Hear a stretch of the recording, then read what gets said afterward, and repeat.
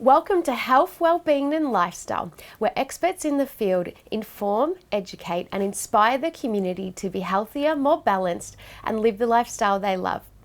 Our first guest today is breathwork and life coach Christine Hart-Savage, and the topic we'll be discussing today is understanding overwhelm and sensitivity. Welcome, Christine. Thank you, Megan. It's lovely to be here. We're happy to have you, Christine. Christine, tell us a little bit about overwhelm and sensitivity. Do you have any personal experience with that? I certainly have lots of personal experience with it. I've had a very interesting journey in my life with overwhelm, and it's been huge. So the first time I remember this feeling coming over me, I didn't know it was overwhelm and I didn't know it was sensitivity back then. Had no idea. I was actually very young. And I remember this feeling coming over me of confusion and thinking, I don't understand this world. Really did not understand this world from very young. And I was almost frightened of this world, because what I found is that people would be speaking certain words, saying one thing, and yet I was having this swirling feeling coming from, now I know, from the other person. But at that stage when I was younger, I thought it was me. And I would just feel always very, very confused within myself. And what I find is that sensitivity, there's a lot of sensitive people that don't know they're sensitive, but they really sort of, it brings up this feeling of fear and self-doubt within you. And you feel a bit rocked, like not steady and stable within yourself. So what I found over the years, in fact, it took me till my early 30s to actually work out what was mine and what was someone else's. Right, so this was a feeling you recognised at that point. Absolutely. I recognised it because I learnt to meditate and I learnt to breathe correctly. And when I was in those states of meditation, I felt really still and calm, incredibly calm inside. And then I'd go back out into the world. And if I met somebody who was really speaking one thing, feeling something else, I started to recognise, hang on, I was really stable a moment ago. Now I've got this swirling feeling happening within me that's uncomfortable, like really uncomfortable. That's not mine. And I started to recognise that my energy, if you like, or my sensitivity was, and we all have this, was radiating out everywhere and picking up other people's feelings. That's what it is. You pick up the feelings in the atmosphere around you that people are emitting out into the world around us, basically. So I started to really look at this and look at people who were coming to see me as clients and with anxiety. And what I noticed is, I would say 99.9% of them are what I would call a sensitive. So when we're sensitive like that, there's so many signals coming in from people everywhere and from our atmosphere that you really become quite overwhelmed. You really do. So we need something that's going to anchor us in ourselves, into our own being, if you like. Really ground you. Yeah. And for me, that was meditation, daily meditation, and breathing. So that really helps, because breathing is like an anchor that we can really use, because it's the one thing we're always taking with us. I really got to a point where I wasn't coping with anxiety. So the funny thing is, I had this little torn out piece of paper from The Age, I remember that, and it was on meditation. And I thought, what is this piece of paper? I don't remember ever tearing it out of the paper at all. And I kept throwing this piece of paper away, I thought, and it would start appearing again. And in the end, when I wasn't coping, I thought maybe this is a sign that I should learn meditation. So I went and I learnt meditation. So from then on, I meditated twice a day, every day. And what that did, it enabled me to have that sense of knowing what was my feelings in my balance and what was someone else's.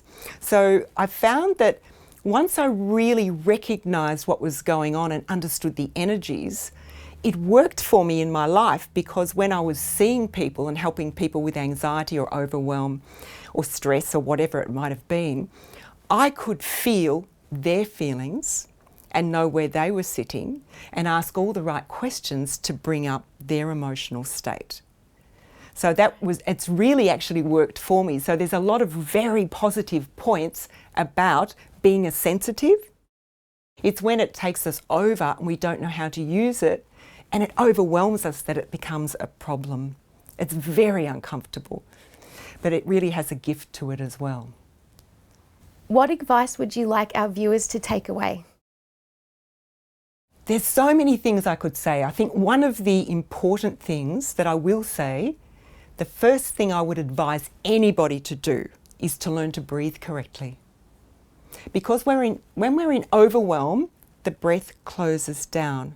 What I mean by that is you start to hold your breath a bit, it becomes more shallow and the body contracts in a bit more and the overwhelm takes you over. So if you could hold your balance by anchoring into your breath, even anyone listening now, if you just put your attention on your breathing and just see what it's doing, then deepen it. Just bit by bit, just deepen your breath. Just take it that little bit deeper, a bit rounder, a bit softer, a bit fuller. And that, if you do that even for about a couple of minutes, even 5 minutes, you will start to feel a calmness coming through you and your energy expands out a bit, your life force, your aura, and you feel in your body much more grounded and much more centered in yourself. So you can actually go out into the world and you feel a lot better about who you are. So it really does work with both parts of the brain, left and right hemispheres of the brain, the nervous system. It balances our energy. And that's proven now scientifically. But my breath, that is one thing that I have used up the whole journey to actually hold me balanced. It's a wonderful thing. And as I started to say before, we've always got it with us. You can't leave home without it. So we don't have to, where did I put my breathing? It's there. It's there with us the whole time. So it's a wonderful gift we've been given by life, and it certainly helps with overwhelm. Thank you, Christine. My pleasure, Megan. If you'd like to know more about understanding overwhelm and sensitivity and Christine Hart-Savage, go to her webpage on our website, healthwellbeingandlifestyle.com.au. And after the break, we'll have another interesting guest with another interesting topic. Stay tuned. After the break, Jacqui Grant, an NDIS business consultant and empowerment coach, will be discussing the 3 fundamentals for a healthy working environment for neurodiverse people.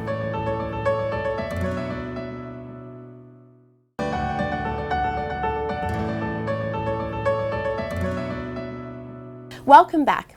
Our second guest today is Jacqui Grant. She's an NDIS business consultant and empowerment coach. And the topic we'll be discussing today is the 3 fundamentals for a healthy workplace environment for neurodiverse people. Welcome, Jacqui. Hi, thanks for having me. Jacqui, please list for us the 3 fundamentals for a healthy workplace environment for neurodiverse people. In the workplace, so many people who are neurodiverse or have neurodivergent traits, it comes with a lot of challenges. So one of the first things is that they are understood, like really understood for what they require as an individual. Number 2 is that the work environment is willing and able to support them. So for example, for some people, feeling overstimulated. It can be such a challenge with too many lights, too much noise. It can be quite distracting. For some people, dyslexia is a problem, but they can still do their job. They just require maybe voice to text to help them as a spell check, little things like that. As that continues to be evolving, like so some days traits are really good, like for example, hyper-focused, got the job done. Other days, nope, can't remember what those instructions were 5 minutes ago. Got part of it, but not all of it. So as a workplace creates those changes for the person, and they don't have to be expensive, the person can feel more comfortable and engaging in their job, and importantly, enjoy their job, which helps them to mask less, helps them to increase their energy and be a big part of the team.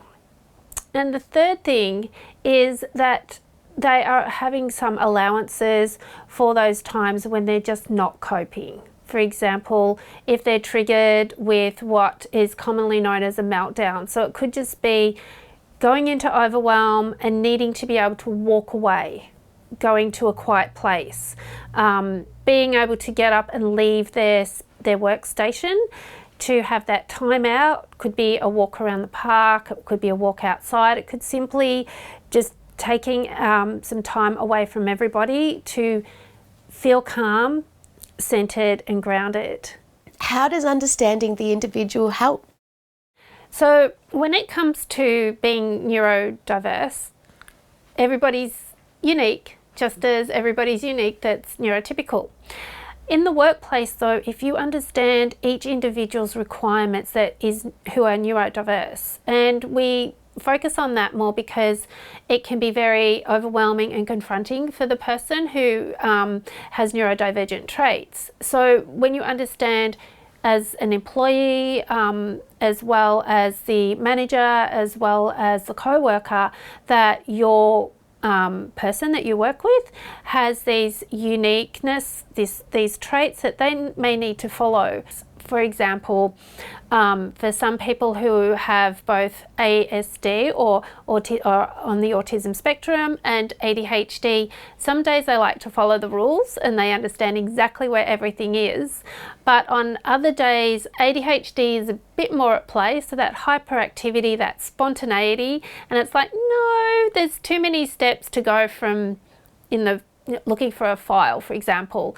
By understanding that as a manager, you have a staff member that needs to make adaptations as to where to find that file or that information, can make their job so much easier, which in turn makes your job so much easier. So understanding each individual's requirements makes the workplace much better, not just for that individual, but for everyone else. And then as part of that, productivity can go up, more likely that everybody will show up to work because it is an all-inclusive environment, and especially for the person who is neurodivergent. One of the traits that I have as a person who has the diagnosis of ADHD as well as ASD or autism is my hyperfocus. Once I focus on a task, it's done. If you were neurodiverse in your workplace and hesitant to talk to your manager about your needs, what's some advice you could offer to initiate this conversation with your co-workers and your manager? Basically, there's a couple of steps with that advice. One is really get to know yourself as an individual. Like, think of your worst day that you may experience in your workplace first and write that down. Like, what is my worst day? If I get overwhelmed, if I get exhausted, am I likely to storm out of the workplace? Like, am I likely to sit in the corner and cry? Am I likely to just, complain to everybody and overshare? Like, what's the worst case that can happen? And then from there, you can say, what do I need to minimize that occurring in my job? So thinking about the job, thinking about the worst case scenario and bringing that together. And then as you bring that together, you can then say to your manager, so I'd start with the manager first and say, I'd just like to have a conversation with you about some of the things that I find challenging in the workplace that I would really like to minimize those challenges to make it so that I can come to work every day, enjoy it and do my best job. And having that positive approach of being the team player and wanting to make it work and knowing your worst case and explaining that the best way you can will make all the difference, because your manager is then potentially seeing it not so much as a challenge, but as something that, I want to work with that person. I want to help them to be part of the team and bring out their strengths, because when we bring out strengths in ourselves and each other, the workplace, for example, is such a better place. And really take your time then to have that conversation with the manager in a space that there's plenty of time.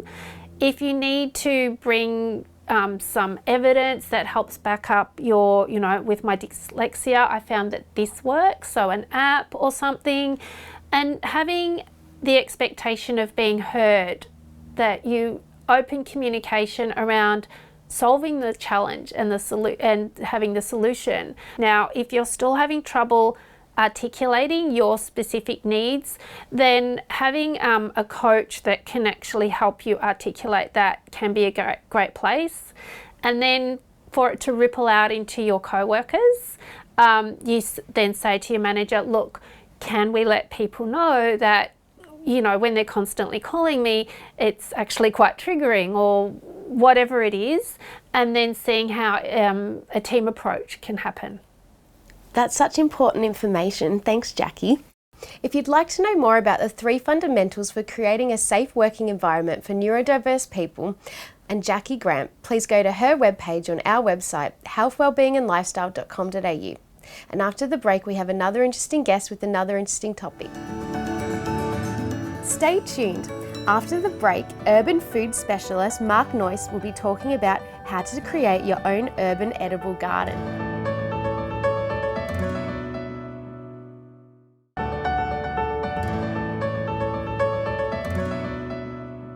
Welcome back. Our next guest is urban food specialist Marc Noyce, and the topic we're here to discuss today is how to create your own edible garden. Welcome, Marc. Hi Megan, thanks for having me. So Marc, what are some of the challenges we face in creating our own edible garden? I grew up on a market garden myself, and I had broadacre farming. I had all the farming tools associated with a big urban farm, and it took a lot of work. But I tell you, when you get into our urban environment where there's a concrete jungle, it's that much harder again to grow your own food at home. So some of the challenges are having the right space, having the right aspects so that you get the right light onto your plants, because let's face it, some plants need a lot more light than others. Lettuce might only need 4 to 5 hours a day, whereas tomatoes and some other sun-loving plants need up to 10 hours a day of sunlight, so they need to be in full sun. So that's a challenge, getting the light and the aspect right, getting your nutrition right for your plants, getting the right nutrients in there, getting a high quality compost or a high quality potting mix. That's very important as well, to keep that nutrition up to feed the plants. We all like to get fed well, so do our plants, and they need to get fed well too, to get the best out of them. Another very important thing to remember is having access to water. Plants like water access all the time. If a plant doesn't get, and especially vegetables, if a plant doesn't get what they need in terms of water access, they go, I'm not going to be around here much longer, so I'm going to go to seed. I'm going to fulfill my life's mission, and I'm going to just go to seed. And we call that bolting, when a vegetable doesn't like its water environment. It gets too stressed. It releases a little hormone that says, hey, go to seed. So getting that water right for your plants, you can either be out there watering all day, you can be out there watering morning, noon and night just to keep that optimal water up to your plants, or you can set your garden up much easier with wicking garden beds, for example. Marc, what are the benefits of having an edible garden? The benefits are just enormous in terms of your mental health, in terms of your physical nutrition, in terms of you connecting with your friends and family and your community. So let's have a look at those aspects of an urban edible garden. I love going out to my own garden and knowing where my food comes from, looking at these plants and watching them grow and being part of that, and then understanding exactly what I put into those plants so that I know that I'm getting really fresh, organic produce that is just tasty and nutritious and just fantastic to eat. The benefits also getting involved in knowing where your food comes from and also communicating with your friends and family that maybe you haven't seen for a while. So let's grow some beetroots. Grow some beetroots and then make some beetroot relish, and in a very small place you can grow 3 kilos of beetroot in 2 months in half a square metre, make a relish that can go to 5 or 6 people in your family, and your friends will love you. And not only that, you're getting so much satisfaction out of growing your own food. You're getting a lot of satisfaction about getting in contact with people that you might not have seen for a while, and you're starting that conversation again. You're increasing your mental health, you're helping others, and then you can give back something to your community as well. On a broader scale, you can grow food for your neighbours, you can get people involved into a community garden, and you can just have an enormous uplifting of self-confidence and community confidence about closing your nutrient loops, reusing water for food, and I'm just rambling on, I shouldn't have said that. Marc, can I grow the same plant over and over again? Well, you can, but if you don't do certain things to keep ensuring that the potting mix is fresh, if you don't remove the biomass that's, the root systems, the stem of the plant, for example, you can't just keep planting in the same spot all the time. It's gardening 101. You look at our farmers turn over the soil and they recompost and they re-add nutrient, and they just make sure that the growing media is fresh and optimal after every season that the vegetables come out of. We've got to do the same for our own environment, our own containerised growing in urban environments.